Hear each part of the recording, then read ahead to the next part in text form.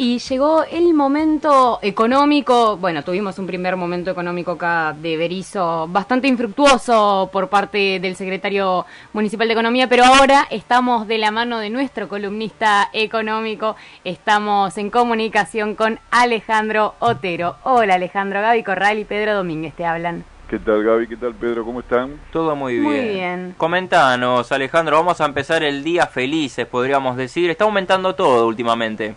Sí, lo que pasa que no todos los índices que van para arriba son buenos. Si sube el desempleo, no estamos ante una buena noticia. Si sube la inflación, no estamos ante una buena noticia, y así sucesivamente.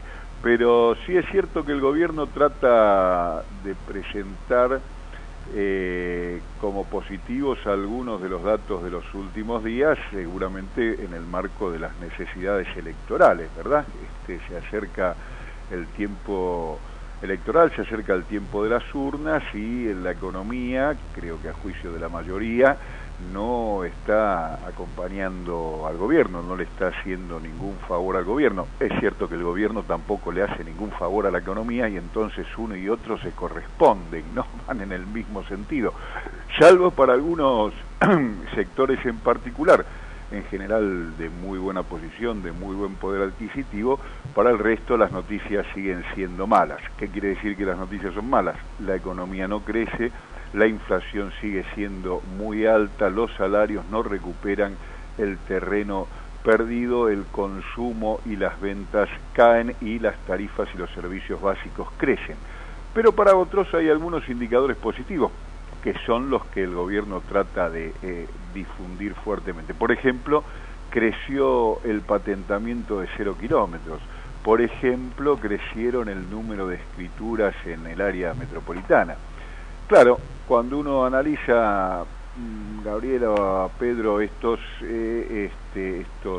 registros, tiene una noticia que hay que matizar, porque es cierto que subió el patentamiento de los 0 kilómetros, pero ¿de qué 0 kilómetros subió el patentamiento? De los autos de alta gama, Sí. y en particular de los importados, es decir que quienes están comprando automóviles son quienes tienen una muy buena posición, y además no están fomentando el trabajo local, porque son autos que se producen en alguna otra latitud, en alguna otra parte del mundo. Y por otro lado, lo que tenemos en relación a las escrituras es lógico, es la consecuencia del blanqueo. A partir de marzo se comenzaron a liberar los fondos que estaban obligados a declarar aquellos que blanquearon dinero en efectivo, y seguramente esos recursos están buscando alguna forma de valorizarse, y el ámbito inmobiliario era una de las salidas cantadas para esas tenencias. Por supuesto, no estamos hablando ahí tampoco de viviendas populares ni para el acceso a los sectores medios, sino que son viviendas para inversión que buscan recuperación a largo plazo y están destinadas también a sectores de mayor poder adquisitivo. En fin, ¿a qué voy con esto? A que no hay en el horizonte noticias distintas a las que venimos viendo durante el último tiempo. Lo cierto es que la economía no repunta, más allá, insisto, de los esfuerzos del gobierno por mostrar como positivos algunos datos que son más que nada el requerimiento de una campaña electoral donde, como decíamos, la economía no está ayudando. Por otro lado también, Alejandro, si nos ponemos a hablar de la venta de departamentos, por ejemplo, creció un 20,5%, eso lo están diciendo algunos medios y escribanos porteños. ¿Cuál es tu parecer al respecto? Bueno, lo que te decía, a ver, ahí se combinan dos elementos. Uno es que el año pasado fue muy malo, Sí. entonces partís de un piso muy bajo, y el otro es el efecto liberación de los fondos del blanqueo, ¿no? Insisto, creo que eso es un elemento que hay que tener en cuenta para entender por qué hay cierto movimiento en el ámbito inmobiliario, tanto en lo que son las escrituras como en lo que es la construcción nueva. Esos recursos se van a aplicar ahí, eso es previsible, es lo que suele suceder en estos casos y también en algún otro tipo de colocación financiera. Entonces creo que esto tiene una explicación que es de patas cortas. ¿Qué quiero decir con esto? Que no está evidenciando, o al menos de momento no hay elementos para considerar que estos indicadores tengan que ver con un relanzamiento o un reimpulso de la industria de la construcción en gran escala. Creo que está más explicado por este factor coyuntural antes que por una reactivación de la economía. Lo cierto es que las escrituras crecieron, la construcción también, en general, más allá de las escrituras, registra un indicador de crecimiento, pero por otro lado tenemos que en paralelo la industria volvió a caer, ¿no? Sí. La industria manufacturera. Entonces tenemos estos dos registros. En el mercado inmobiliario se registran indicadores positivos de crecimiento, insisto, efecto blanqueo mediante y piso muy malo del año pasado, pero por otro lado el conjunto de la industria manufacturera registra una nueva caída en este mes que ya lleva acumulado más de 15 meses de caída sistemática, de modo que es muy poco para considerar como efecto de reactivación estos indicadores del sector inmobiliario en general. Y por otro lado, y perdón que interrumpa a Gaby, te quería hacer una consulta y luego le voy a dar el pie a Gaby para todo lo que quiera estar agregando. Dale. El dólar hoy por hoy aumenta, baja, los medios dicen que sigue aumentando. 16.33, algo así estaba hoy a la mañana. ¿Cómo lo ves? El dólar está en el entorno de los 16,40. Primero recordemos un dato. El presupuesto que se presentó el año pasado para este año establece un tipo de cambio de 17 pesos. Es decir, que el gobierno tiene todavía para correr sin traicionar, digamos así, su propia planificación. Y la subida del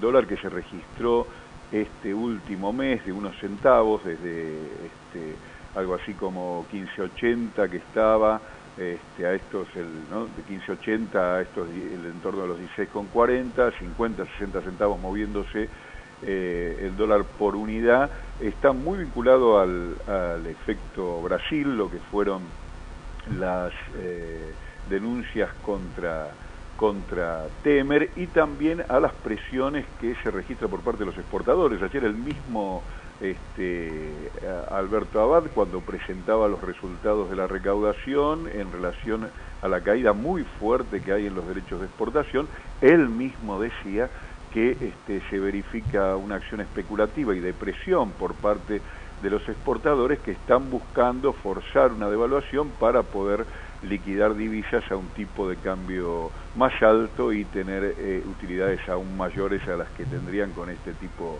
de cambio. Es decir que lo que estamos viendo es un movimiento leve del tipo de cambio muy regido por las tensiones típicas que se dan en los momentos de liquidación, pero no parecería ser la voluntad del gobierno llevar a un efecto devaluatorio mayor en el contexto electoral, porque eso significaría golpear fuertemente sobre el nivel de precios en general, es decir, incrementar la inflación, lo cual tendría un costo seguramente importante, como lo demuestra la historia argentina, para el gobierno en un contexto electoral, ¿no? Exactamente, pero vos decías, sube la industria, por ejemplo, en la construcción un poco, sube el registro de casas, de estas casas grandes, importantes, sube también la compra de autos de alta gama, pero baja el consumo de productos masivos, de lo que puede comprar la gente promedio, la gente que trabaja todos los días por un sueldo, en algunos pocos casos, medianamente digno. Sí, Gaby, eso es inocultable. Incluso fíjate vos que hubo algunos funcionarios que con mucho entusiasmo hicieron una lectura curiosa, pero favorable a sus intereses de la inflación de mayo, diciendo que es la más baja de los últimos años. Aun si esto fuera así, la inflación no deja de ser muy alta, anualizada estamos en el entorno del 25%, el gobierno, recordemos, prometió 17%, es decir que estamos muy por encima de lo que había prometido el propio gobierno, pero aun cuando fuera como dicen estos funcionarios entusiastas, lo que es indisimulable que los dos rubros que más crecieron fueron las tarifas públicas y los alimentos y bebidas. Es decir, los dos rubros donde se va la mayor parte del ingreso de los sectores populares, la alimentación y las tarifas para luz, gas, transporte. Es decir que la inflación está golpeando más fuertemente sobre los sectores menos favorecidos y esto explica la indisimulable caída del consumo, porque cada vez tienen que destinar una porción mayor de su ingreso para sostenerse en cuanto a alimentación y servicios básicos, de manera que cada vez queda menos resto para otros gastos que tengan que ver con indumentaria, esparcimiento, cultura, etcétera, ¿no? Y esto es lo que se verifica tanto en la vida cotidiana de las personas, en cada uno de nosotros, como en los índices a nivel global y agregado. Exactamente, bueno, bajaron incluso en comparación, por ejemplo, yo tengo acá los datos de lo que es el área metropolitana de Buenos Aires, que hubo un retroceso principalmente en lo que es lácteos y congelados, pero en la parte de alimentos entre el 12% en abril y el 6% en el cuatrimestre, que son más significativas que en el resto del país, que fueron del 4 y del 2%, por ejemplo. Esto quiere decir que incluso en la parte de Buenos Aires, en el área metropolitana, hubo mayor descenso del consumo, ¿no? Efectivamente, en los sectores urbanos esto está sintiendo muy fuertemente, y la forma en que se manifiesta esto es con, aunque los medios en gran medida lo tapan, con un incremento de la conflictividad a nivel sindical y también en ciertas barriadas populosas. Por ejemplo, en lugares donde, como Moreno, en la provincia de Buenos Aires, el intendente ha declarado la emergencia, y en otros sectores del conurbano sucede lo mismo, y se ha incrementado el conjunto de demandas en Quilmes, Florencio Varela y demás sobre el municipio por aquellos sectores que ya no es que no llegan a fin de mes, no tienen para empezar el mes. Y claro, porque apenas empezás el mes tenés que pagar la luz, tenés que pagar el agua, tenés que pagar el gas, ahí ya se te va gran porcentaje del sueldo. O directamente han perdido sus empleos o las changas que hacían y directamente no tienen ingresos, ¿no? Y esto es lo que estamos viendo en gran medida en el área metropolitana, en particular en la provincia de Buenos Aires. O sea que vamos a hacer un análisis más esquemático. ¿Le está yendo bien a la gente que puede comprarse autos de alta gama, que puede hacerse casas inmensas? Pero qué complicada que está la situación para la gente que, bueno, como decías vos, perdió las changas y no puede ni arrancar el mes. Está muy bien lo que decís, Gabriela, porque es una muy buena síntesis del resultado que más temprano que tarde van a dar las políticas que impulsa el gobierno. Las políticas que impulsa el gobierno son políticas que conducen sobre todo a un mayor nivel de desigualdad. Es decir, vamos a tener una porción relativamente chica de la población que va a estar mucho mejor de lo que estaba, y vamos a tener una porción muy amplia, mayoritaria de la población que va a estar peor de lo que estaba. Ese es el resultado previsible de las políticas que impulsa el gobierno cuando, por ejemplo, le elimina las retenciones y los impuestos a los ricos y a la par le elimina los subsidios a los sectores populares para las tarifas. Esos son los resultados que es previsible esperar cuando libera los precios y entonces las empresas remarcan y mantienen mayores niveles de utilidad, o al menos puede preservar los que tenían, mientras que las grandes mayorías no pueden acceder al mismo nivel de consumo que antes tenían. La consecuencia, insisto, es un mayor nivel de desigualdad, y eso es lo que están reflejando los índices. El consumo de los que tienen, de los que están más favorecidos, se mantiene o crece, mientras que el consumo de los sectores populares tiende a derrumbarse. Veremos qué impacto tiene esto en las elecciones de octubre, porque sin duda no va a ser indiferente ni neutro respecto del resultado. Exactamente. Se podría decir entonces que estamos frente a un gobierno que aplica políticas a lo anti-Robin Hood, es decir, se le va sacando a los que menos tienen, se le va entregando cada vez más a los que más tienen. Exactamente, se ha dicho muchas veces, el gobierno no hace esfuerzos por disimularlo, este es un gobierno que gobierna para los ricos. Muchísimas gracias, Alejandro. A ustedes, buenos días. Buenos días, que tengas un buen día, un buen viernes y un buen fin de semana. Bueno, recién estábamos en comunicación con nuestro columnista económico Alejandro Otero para seguir analizando lo que es la cuestión económica nacional, que lamentablemente se va volviendo cada día más deplorable.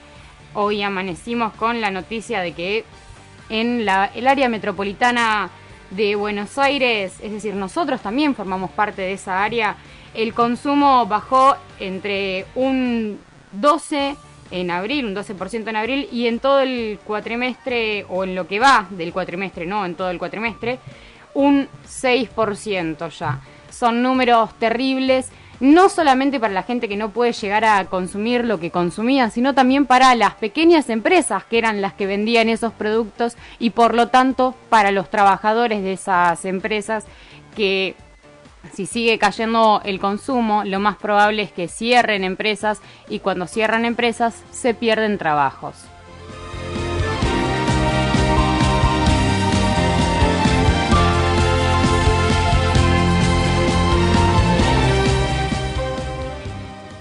Estamos escuchando La Mañana en Difusión. Lo escuchás por la 98.1.